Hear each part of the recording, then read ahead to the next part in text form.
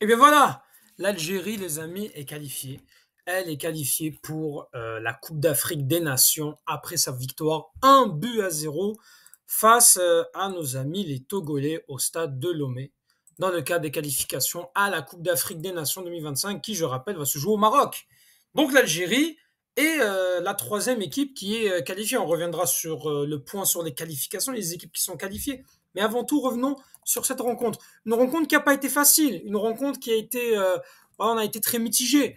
Autant on a vu une première mi-temps quand même de bonne qualité d'un point de vue technique de l'Algérie, autant physiquement et aussi au niveau défensif, même si on n'encaisse pas de but, on le doit plus à la maladresse des Togolais qu'à une excellente prestation défensive des Algériens. Malgré qu'on peut souligner un très bon match d'Alexis Kendouz.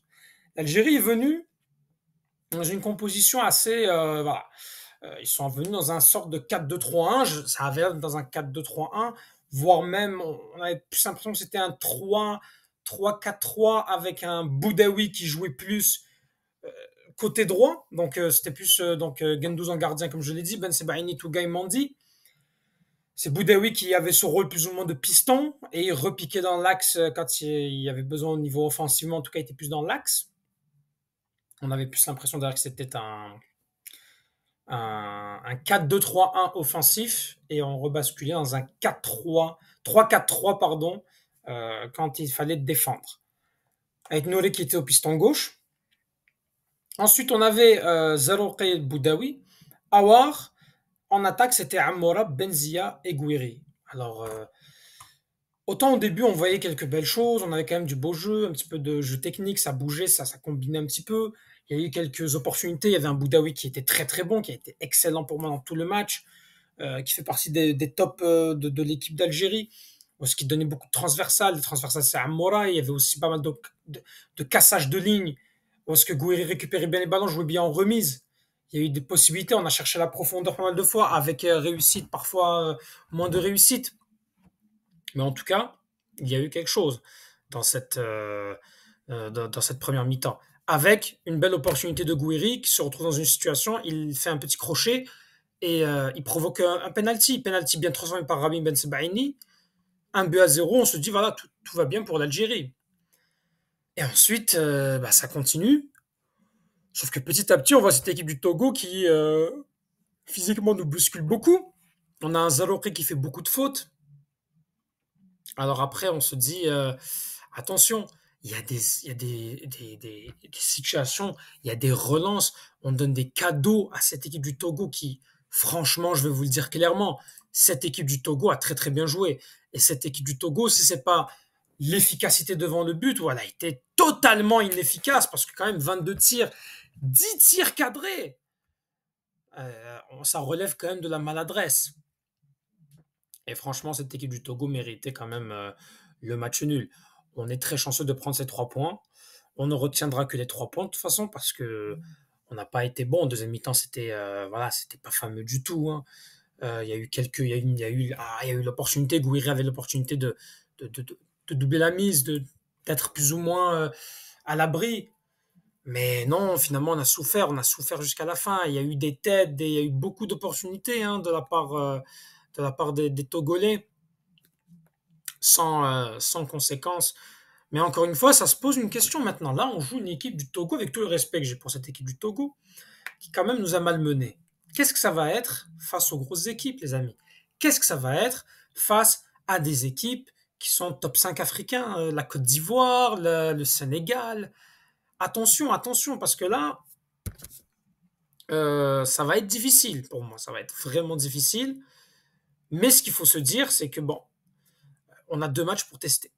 Et j'espère que ce match-là, on le prendra quand même comme un avertissement et on se dira, OK, il faut qu'on s'améliore défensivement, il faut que notre milieu de terrain, il faut qu'on travaille au niveau du milieu de terrain. C'était pas facile, c'était une pelouse difficile, on était à 28 degrés, ils se sont battus jusqu'au bout.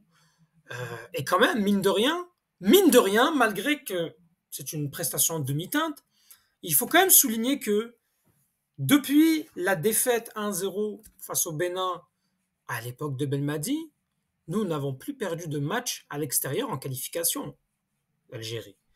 On n'a perdu aucun match, les amis. Donc, on est quand même très, très, très solide. On enchaîne quasiment, je pense, que des victoires. D'ailleurs, nous n'avons même pas fait de match nul, je pense. Je pense qu'on ne gagne que des victoires à l'extérieur. Peut-être voilà, quelques matchs nuls par-ci par-là, mais en tout cas, on ne perd plus. Ça, c'est évident et ça fait longtemps que nous n'avons pas perdu à l'extérieur en qualification.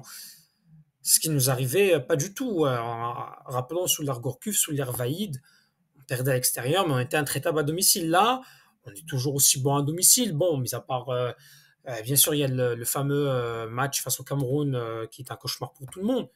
Mais sinon, on est intraitable aussi à domicile. On a la défaite face à la Guinée récemment, mais sinon, on est quand même une bonne. En tout cas, dans les qualifications, on est là.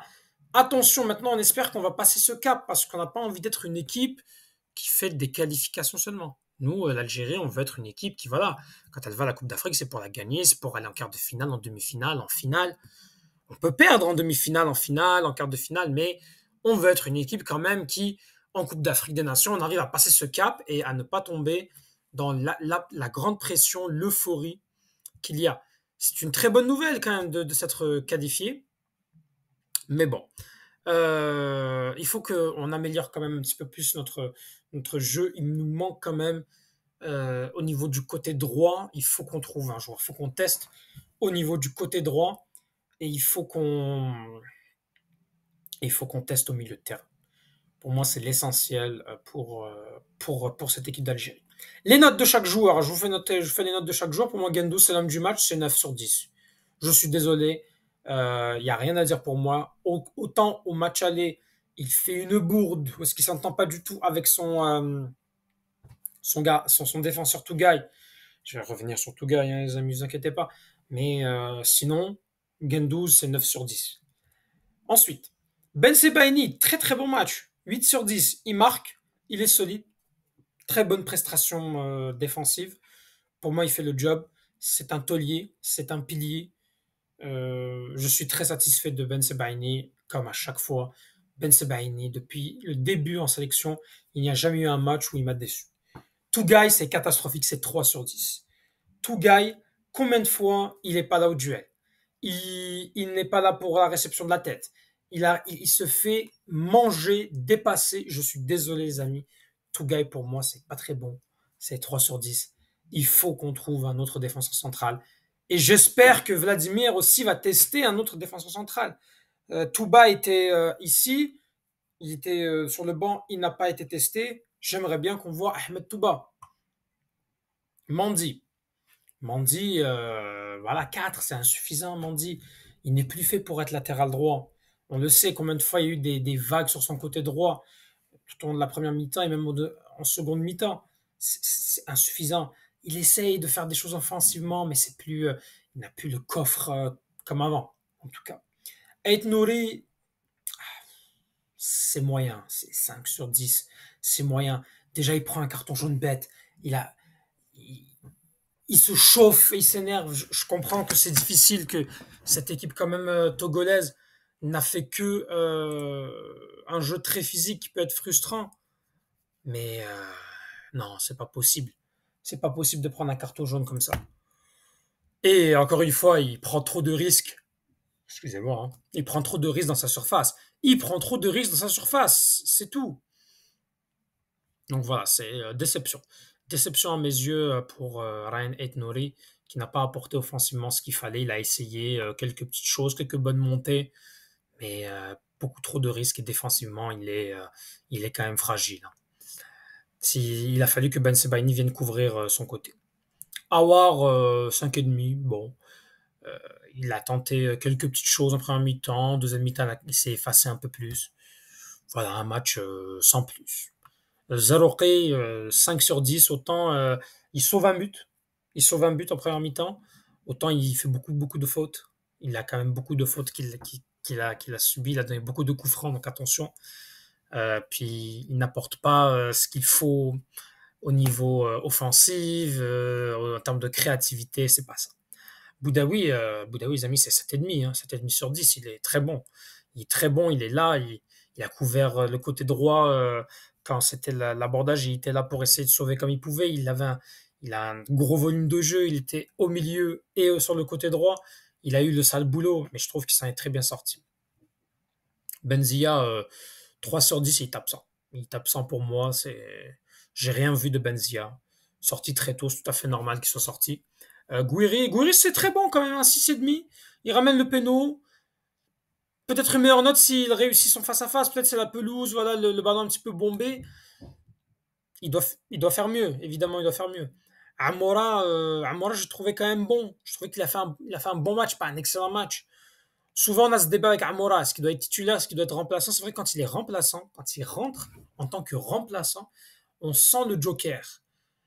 Mais on voit qu'il est titulaire quand même hein, à Wolfsburg, il est titulaire aussi, titulaire dans son club de Belgique. Il a fait une très belle saison, donc je me dis, quand même, ça va être un joueur qui, je pense, il faut qu'on teste un peu plus titulaire. Et là, et d'ici là, on verra s'il est seulement un joker ou est-ce qu'il sera un, euh, un bon titulaire sur le côté gauche. Il y a de la concurrence, il est encore en concurrence avec Ben Rahma. Donc voilà pour Ben Rahma qui est rentré. Voilà, il y a eu les rentrées de Ben Rahma, de Zorgan, de Radouani, Bounjah, Mahrez. Je pense que c'est la première fois qu'il n'y a pas de coaching gagnant. D'habitude, Ben Petkovic, à chaque fois qu'il fait un changement, euh, il a quand même fait quelque chose. On voit qu'avec tous ces changements-là, il est plus passé d'une défense vraiment à 3 plus 3 défenseurs avec deux pistons qui sont des défenseurs, donc plus une défense à 5 avec Nouri, avec, comment il s'appelle, Ardouani qui est rentré, Zorgan à la place de Zerouki, parce que Zerouki, voilà, il a quand même fait beaucoup de fautes, puis physiquement, ça commence à être difficile pour lui, donc Zorgan est venu un petit peu pour apporter du sang frais. Mahrez, voilà, il rentre, il a une, il a quelques ballons, voilà, un petit peu de sa patte, un petit peu son pied qui peut permettre quelques situations. Une belle situation avec Tougaï qui ne reprend pas de volée. Ça revient sur Mandy qui a après fait un centre mais s'est détourné en corner. Bon, il y a une belle opportunité à mon avis de contre-attaque où il prend un peu trop son temps mais il arrive à trouver Redouani qui se précipite complètement pour chercher une opportunité. Et puis Bardet Bounjah qui est rentré pour remplacer Gouiri. Voilà, pas grand chose à dire sur ces joueurs-là. Ils sont quand même rentrés pas mal très tard. Donc voilà. Les amis, dans notre match, que s'est-il passé alors? Je vais vous dire ça tout de suite. Les amis, je pense que si je ne me trompe pas, le Liberia a gagné. À la mi-temps, il gagnait. Et, Liberia, excusez-moi, la Guinée équatoriale, c'était quand même. Alors, ils ont gagné 2 buts à 1 dans la dernière minute, à la 90 plus 4. Liberia qui avait tenté, qui avait le match nul, qui pense avoir fait le plus dur en égalisant. Non, c'est victoire 2-1 de la Guinée équatoriale qui a quasiment un pied au Maroc. Sinon, qu'est-ce qu'il y a eu d'autre comme match aujourd'hui? Alors, il y avait le Cameroun hein, qui a joué face au Kenya, le Burkina Faso hier qui a joué face au Burundi, victoire 2-0 du Burkina Faso, la Gambie qui a gagné le Madagascar, le Zimbabwe qui a gagné la Namibie, 3 buts à 1. Donc, ce qui fait que au classement, pour l'instant, dans le groupe A de la Tunisie, si la Tunisie gagne, les Comores, sachant qu'elle a perdu à domicile à Tunis, la Tunisie pourrait passer à 9 points. Elle aurait 4 points d'avance sur la Gambie et les Comores, sachant qu'il y aura le match entre les Comores et la Gambie. A priori, la Tunisie, si elle arrive à bien négocier son quatrième match, elle aura quand même, elle sera quand même qualifiée en Coupe d'Afrique. Bon. Ensuite, dans le groupe du Maroc, sachant que le Maroc, voilà, c'est des matchs amicaux pour lui. Ça se joue entre le Gabon, la République centrafricaine et le Lesotho qui ferme la marche avec un point. Donc le Gabon aura probablement ses chances. Les matchs ne sont pas encore joués, ils vont jouer prochainement. L'Égypte, si elle gagne son prochain match, elle aura 12 points, elle sera qualifiée en Coupe d'Afrique. Ensuite, il y aura une bagarre entre Cap-Vert, Botswana, Mauritanie. Le Nigeria dans le groupe avec le Bénin, le Rwanda, la Libye. Le Nigeria, c'est 7 points, le Bénin, c'est 6 points. Le Rwanda, 2 points, la Libye, 1 point. Probablement que si le Nigeria gagne son prochain match, On va dire qu'ils vont être quasiment assurés eux aussi, hein, de se qualifier à la Coupe d'Afrique. L'Algérie, donc notre groupe, on est qualifié, 12 points. La Guinée équatoriale, 7 points. Togo, Libéria, 1 point. Si la, la Guinée équatoriale gagnerait son match, se qualifierait plutôt si elle ne perd pas contre l'Algérie pour le 5e journée. Donc ça va être un match important pour la Guinée, pendant que nous, les Fennecs, donc les Verts, on aura donc l'opportunité de tester. L'Angola dans le groupe du Soudan, du Ghana et du Niger. L'Angola qui a 9 points, si elle gagne son prochain match face au Niger, elle est qualifiée. Elle est qualifiée, peu importe l'issue du match entre le Soudan et le Ghana qui est à 2 points. Attention, le Ghana pourrait ne pas se qualifier à la Coupe d'Afrique. C'est triste pour nos amis les Ghanéens. La Côte d'Ivoire aussi est à une victoire de la qualification, le tenant du titre de la Coupe d'Afrique des Nations. La Zambie, le Tchad, la Sierra Leone sont dans son groupe. La Côte d'Ivoire devrait passer. J'ai envie de vous dire, ils vont jouer la Sierra Leone. Ça devrait se faire. Ensuite, le groupe H, c'est la RDC, la Tanzanie, la Guinée, l'Éthiopie. La RDC, la République démocratique du Congo, le club de Chancel Mbemba. Si elle se qualifiera seulement en gagnant son prochain match. Mali, Mozambique, Guinée-Bissau et Swatini. Le Mali qui est avec 7 points, la Mozambique 5 points, la Guinée-Bissau a 3 points, les Swatini terminent avec 1 point. Le Mali a de grandes chances aussi de se qualifier. S'ils gagnent leur prochain match et que les Swatini ne gagnent pas le Mozambique, le Mali est qualifié aussi pour la prochaine Coupe d'Afrique des Nations. Officiellement, on a un autre qualifié aussi, c'est le Cameroun avec 10 points. Sa victoire face au Kenya ce matin a permis aux Camerounais, donc aux Lions indomptables, de se qualifier pour la Coupe d'Afrique des Nations au Maroc. Le Zimbabwe et le Kenya vont donc s'affronter pour aller chercher le dernier ticket dans ce groupe. Dans le groupe K, l'Ouganda, l'Afrique du Sud, le Congo, Brazzaville et le Soudan du Sud, ça va être disputé. Il reste encore quand même pas mal de suspense. L'Ouganda et l'Afrique du Sud ont 7 points ensemble. Le Congo, Brazzaville en a 3 points. Pour le Soudan du Sud, voilà, 0 points. Ça va être difficile pour eux. Il faut vraiment qu'ils réalisent des exploits. Ils ont déjà 3 défaites. On verra pour cette équipe. Sinon, dans le groupe L, le Burkina Faso qui vient de battre le Burundi 2-0. Donc le Burkina Faso est officiellement qualifié. C'était d'ailleurs la première équipe qualifiée pour la Coupe d'Afrique. Donc on a déjà 3 qualifiés, Cameroun, Burkina Faso, Algérie. Le Maroc qui est déjà, en tant que pays organisateur, a déjà 4 qualifiés. Et pour le Sénégal qui est dans le groupe du Burkina Faso, le Sénégal a 7 points. Si jamais le Sénégal gagne face au Malawi, qu'ils ont déjà gagné lors de la 3e journée, il pourrait se qualifier aussi à la Coupe d'Afrique et être donc la 4e équipe qualifiée à la Coupe d'Afrique des Nations qui se déroulera, je rappelle, au Maroc. Donc voilà les amis, l'essentiel on est qualifié. Alhamdoulilah, Tahel Jazair les amis, force à vous, vous êtes la meilleure des communautés. Abonnez-vous les amis, merci à tous. Je vois beaucoup de soutien, beaucoup plus, vous vous abonnez de plus en plus, on a dépassé 600 abonnés. Voilà les amis, merci à vous tous de me donner de la force, du soutien. Merci pour tous les pouces, les petits pouces bleus, les petits likes et les commentaires pour le référencement. On s'abonne. Tahel Jazair et surtout Falastin Chouhada.